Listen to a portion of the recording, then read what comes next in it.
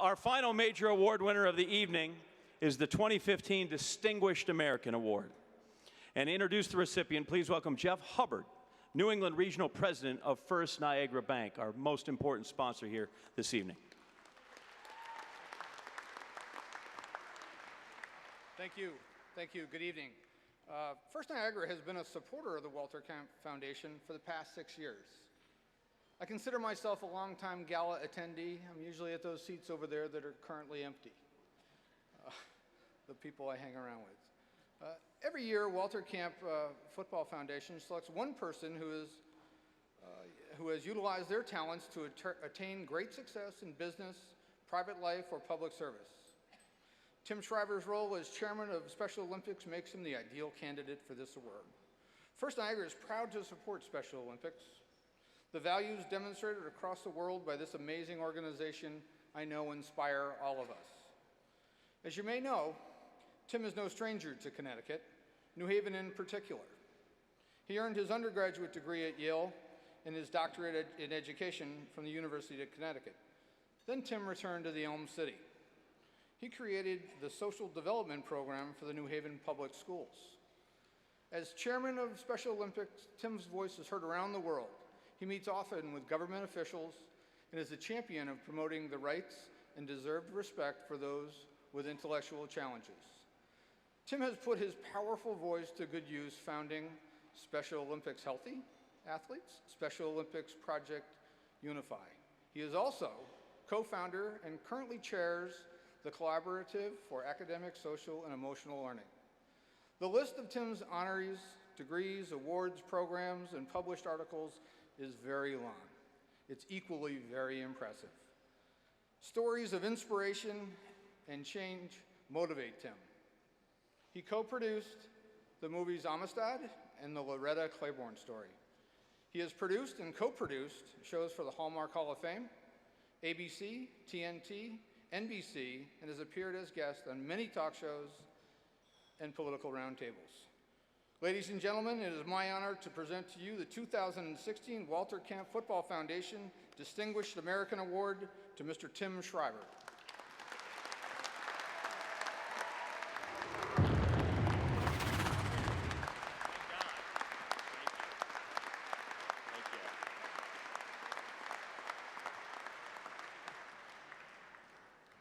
Well, first of all, thank you, Jeff, and thanks to sponsors, President Kaufman, all the past presidents, but I have to say, I've been set up before, but having this place on this program at the end of this evening after those honorees is the worst setup I've ever experienced in my entire life.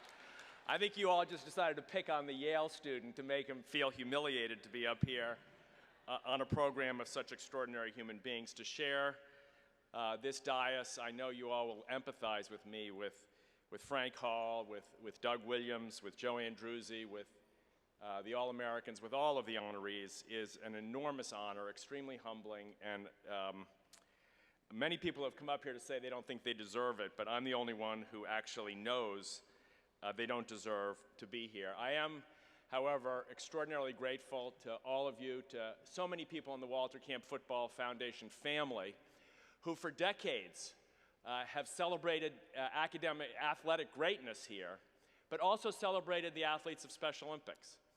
And you may think to yourself, well, these are diametric opposites, right? People who struggle with severe intellectual and developmental challenges versus those who have every God-given gift. And yet, in some ways, this foundation has uniquely positioned itself to say that those two groups of people belong together. That the people of Special Olympics, led here in the state by my friend Bo Doherty, who's here tonight with his wife Holly. So many friends, people talked about, wishing they could say they went to Yale. Well, let me tell you, I ate in this building for a year, and there's not a single Yale student I met who wouldn't trade their nerdy SAT scores to sit up here. And be able to say, roll, tide, roll, or I'm a tiger. Yeah. If we went down to Clemson, I'm sure we'd be welcome, right, Coach? I did go down once for Special Olympics business to Alabama, and I got in the elevator to go up to the mezzanine where we were doing an event, and the guy gets in the elevator, and he's sort of got a 10-gallon hat on, cowboy boots, blue jeans. He looks at me and he says, "Anybody ever tell you you look like a Kennedy?" And I was just going to the mezzanine, so I, didn't want to engage the discussion. I just said, "Well, yeah, I've heard that before." And the door opens up, I'm about to get off. He said, "That must really piss you off, huh?"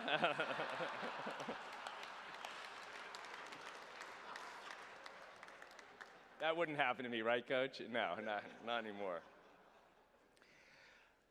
The athletes of Special Olympics who Bo represents, my friend Bob Brown, my first boss here in Connecticut, here with his wife Phyllis, my cousin Senator Ted Kennedy, too, the senator from in the state of Connecticut, from Branford, Connecticut, is also here with his wife, Dr. Kiki Kennedy, doctor here at Yale. We're all here representing 250 million people with intellectual challenges. Their cause is, I think, the only cause in the history of social change whose voice has been primarily carried through sport. The Special Olympics movement was in many ways, and remains in many ways, the primary vehicle through which the gifts and dignity and value and worthfulness of people with Down syndrome or autism or Williams syndrome, other kinds of developmental challenges, sport has been the vehicle that has carried their civil rights movement, that has invited all of us, myself included, to see them as full and decent human beings. They came to the playing fields of sport, some might have said, to be given the chance to be shown that they could be included, to be helped, and they came to the playing fields of sport and turned the whole thing upside down. They redefined winning. How many of you have ever been to a Special Olympics event and seen, yeah, thank you, and seen the athletes who come in second and third, who cross the finish line with the same dignity, who stand before on the medal stand with the same cheer, who cheer for number one just as much as they cheer for themselves, who stand with their arms raised often in the 6th or 7th position, to say, "I gave it my best." That winning isn't just who you beat, right? Winning isn't just where you finish, it's who you finish with, it's how you finish. Coach Hall, when I was watching that video and thinking of your team not winning that last game, and then I'm thinking to myself, who on earth could possibly say they didn't win that game? And yet we still need to be reminded over and over again that there isn't just one definition of success.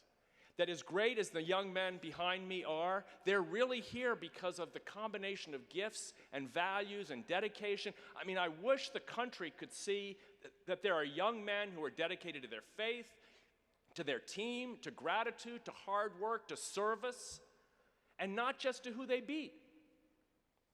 I mean, this is a big lesson brought to us by, in some ways, at least in my life, by the athletes of Special Olympics. My wife, Linda, who came all the way back to New Haven to be with me here tonight because I told her I was an All-American. And I told my 5 kids who are not here, so please don't tell them that I wasn't actually technically an All-American. But we came back here because we have such fond memories of this city, this foundation, and this community of people dedicated to these values. Linda and I were together. I'll tell one final story and then you can get back to the game. We were together in Ireland many years ago for the Special Olympics World Games, the first ones ever held outside the United States. And one of the events at those games was what we call the motor activities. We had athletes at track and field who were running in near Olympic times. We had athletes swimming in near Olympic times. But the athletes at the motor activities were those with the most severe disabilities. People often in wheelchairs, sometimes in neck braces, often unable to speak, often unable to walk, but they had their competition too. I got a call on the second day from the president of Ireland saying she wanted to go and see the motor activities. I said, no, she'll have a better time if she goes to the track. She'll be so surprised she won't believe that people with intellectual disabilities can run the 111 seconds. She'll be amazed. And then, no, the aide said she wants to go to motor activities. And I thought, my God, it's not going to be impressive.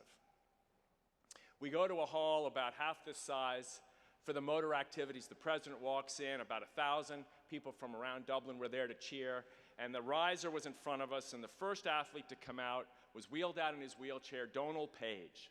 Mother and father, dairy farmers, was born healthy, had a very severe brain infection when he was 2 years old, was given the last rites of the church 3 times, survived, and his mother took him home with his 8 brothers and sisters to raise him on the dairy farm. Donald was there at 18 years old, wheeled out. Here's what his task was. It wasn't running 40s, it wasn't going to the combine. It was to put a beanbag in front of him and have him lift it from one side of the tray to the other. I'm in the front row with the president. And Donald Page is wheeled out, his coach stands back, a coach almost, I would say, as good as Coach Hall. And she watches him, and you could almost see, coaches understand this, you could almost see if there were a pipeline, if you could see energy, you would have seen just a bolt of light passing from her to him. And the announcer says, "Off you go, lad." And he took in the room, he looks around, and he starts to move his hand to get the beanbag. And it's clear, I'm very close as you are to him, that his hand won't go. And he's moving, and he's trying, and he's efforting, he's putting everything he has into it, but his hand just won't move. And the place is as silent as you are now. And for a minute, we stare at him. And nothing happens. And he continues to look around and grimace and try. Well, a long story short, at the 3-minute mark, Donald Page's hand flops onto that beanbag. And a few cheers and shouts come out from the room. And then slowly, and when I say slowly, I mean it took Donald Page 18 minutes to move that beanbag across that tray. And by the time he got it about here, the whole place was standing and cheering. And when he put that bag down at the 18-minute mark, I stood, we were all standing, tears were streaming down my face. I look at the President of Ireland, tears are streaming down her face. And I thought to myself, you know, I still had it wrong. I thought she'd have been more impressed if she'd seen someone run faster or swim faster. But I knew I was watching someone, with all due respect to each and every one of you on this stage, who was as great an athlete as I'd ever seen. Not because of who he beat, but because of the courage, the strength, the determination, and the raw fearlessness he mustered. To stand in front of that crowd, in fact, I can't even say to stand, to sit in front of that crowd and do the one thing he could do, to the best of his ability, to define his best as what it meant to win. The question was no longer who is the best. The question he answered is, this is my best. And each of us has an answer to that question. When we sit here tonight to honor these men, I hope we don't wish we could all be them. With, again, enormous respect for all of you. I hope your message to this crowd, just as Doug said earlier, is that you can all be your best. That the message of these men who have given their all to their team is that you too can do the same thing, wherever you are, whatever you do.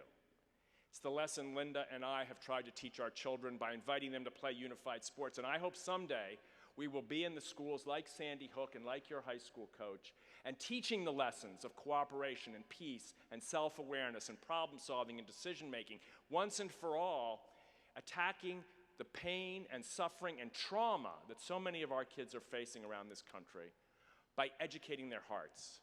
And if we decided to do that, I think we'd run the greatest chance we possibly have to reduce the possibility that we'll ever see these incidents again, but equally importantly, we'll increase the chances of having the possibility of raising a generation that won't look to Donald Page or to Sean Bogart, who stood up here earlier tonight and read the Pledge of Allegiance. And did you hear how he read the Pledge of Allegiance? Sean, where are you? Stand up. Can you see him? Now, Sean, Sean, I want to ask you a question. You're going to have to use your biggest voice. What were the last words of the Pledge of Allegiance? Can you do it as loud as you can? Liberty. Liberty and justice for all. Thank you very much.